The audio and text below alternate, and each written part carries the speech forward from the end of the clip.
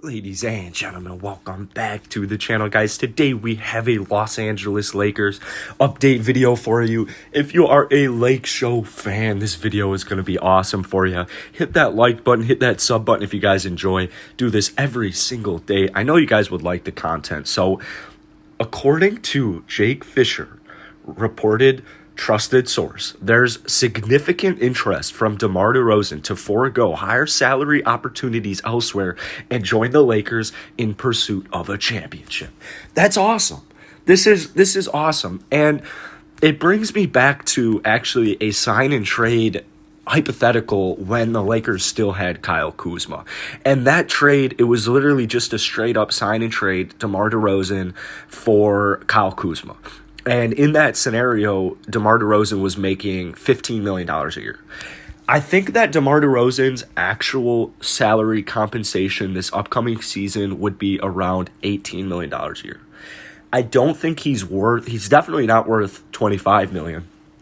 A team might be interested in paying DeMar DeRozan $20 million this offseason. Maybe like if he wanted to return to the Spurs, I think they would have to pay him a pretty penny to get him back. However, this is just awesome news. It sounds like DeMar, especially after his interview, his one-on-one interview with Shannon Sharpe, it just seems like LA back home is exactly where he wants to be. And to be quite honest with you guys, it sounds like it's exactly where he's going to go. I don't know if I'm the only one, but it really seems like DeMar DeRozan wants to become a Los Angeles Laker. Now, this is good and bad, okay? This is good and bad news. The good news is that DeMar DeRozan's an absolute menace. 21.5 points, a career-high 7 assists, and over 4 rebounds last season. This guy is a stud. He's a playmaking stud, another playmaker, just like Russell Westbrook, to be put next to LeBron James. The downside, 25.7% from 3 last season. He is a horrible three-point shooter. And the only reason that's bad is because a lot of the Lakers starting lineup right now doesn't have any shooters.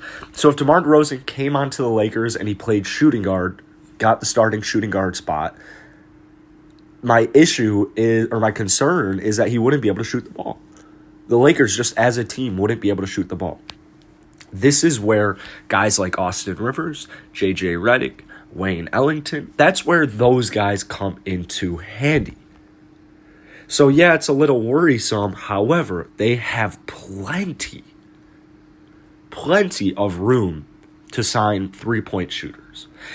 And honestly, I think that's exactly what the Lakers are trying to do. They're trying to get one more big name, a guy like DeMar DeRozan, and then a guy like DeMar, a guy like Buddy Hield, and then they're gonna fill out the rest of their roster. They're gonna fill it using guys that make sense. Okay, they're gonna use guys like Dwight Howard, who put up 7 points per game and 8.5 rebounds last season. They're gonna get guys like Dwight.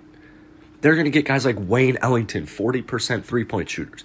They're going to get guys like Otto Porter Jr., players devastated by injuries, aren't going to cost much money, low-risk, high-reward type of players. I mean, Otto Porter Jr. is a 40.2% three-point shooter. Career three-point shooter.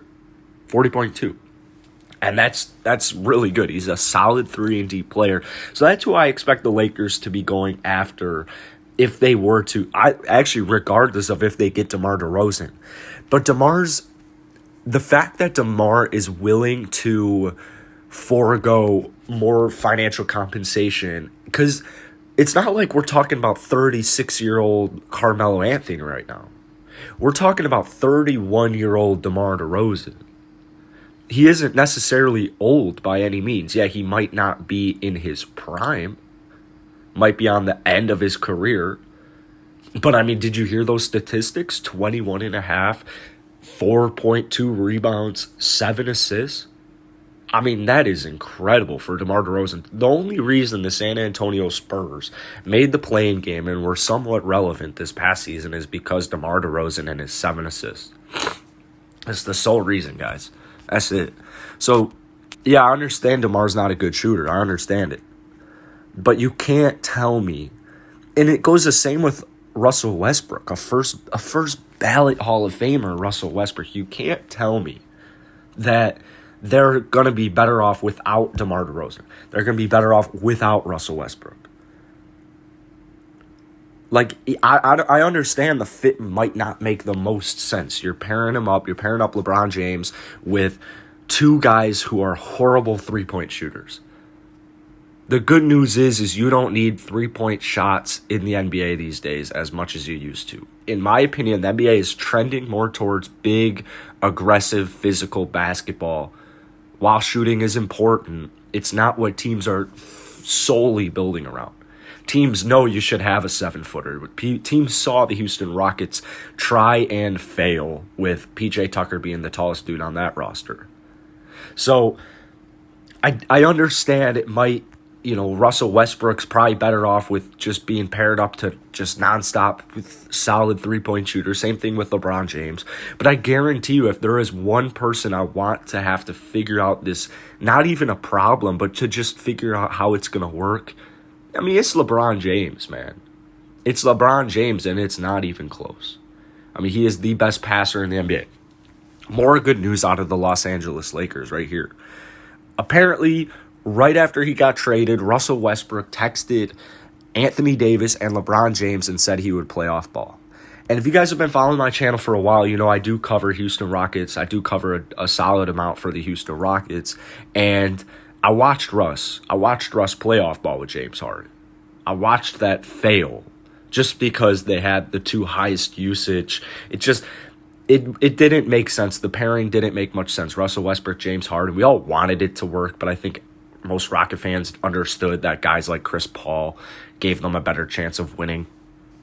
Guys who didn't need to have the ball in the hand the whole time. So it's really promising that Russell Westbrook came out already to LeBron James, to Anthony Davis, and is like, yo, I am willing to do my role. Whatever my role is going to be, I am willing to do it. I will play off ball. I anticipate a lot of what Frank Vogel will do this upcoming season is he'll play a lot of Russ and LeBron on the court at different times. That's what I think will happen. They won't be on the court as much except for start and ending games, kind of like what you saw with Russell Westbrook and James Harden. So anyways, guys, that's it for today. Let me know I want to hear who you guys want to sign. If you had to make one more signing, if you're the Los Angeles Lakers and you were in charge of one more signing, who would you get? Would you sign DeMar DeRozan, or would you try and sign and trade Buddy Hield? Let me know down in the comments below. But most importantly, guys, have a great day. Hit that like button and hit that sub button.